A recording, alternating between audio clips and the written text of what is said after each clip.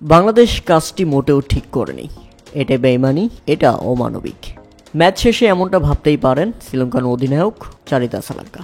কেননা যে শ্রীলঙ্কা বাংলাদেশের কাঁধে হাত রেখে বাংলাদেশকে সুপার ফোরে নিয়ে এসেছে, সেই বাংলাদেশ এবার শ্রীলঙ্কাকেই সুপার ফোরের প্রথম ম্যাচে হারিয়ে দিয়েছে। এটা রীতিমতো কাটাপ্পার মতো আচরণ করছে বাংলাদেশ।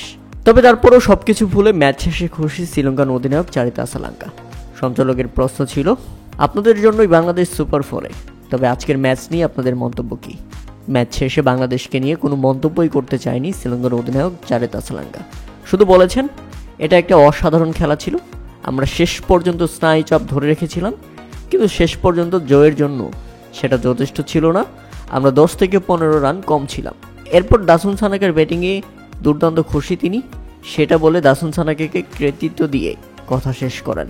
এদিকে বাংলাদেশ অধিনায়ক বলেন, আমরা ফিল্ডিংয়ে কিছুটা খারাপ ছিলাম, তবে সত্যি ব্যাটিংয়ে ভালো করেছি। বিশেষ করে সাইফ হাসান এবং তাওহিদ হৃদয়, তাদেরকে ক্রেডিট দিতেই হবে।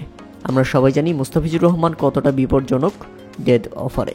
মুস্তাফিজুর রহমান সেরাদের সেরা।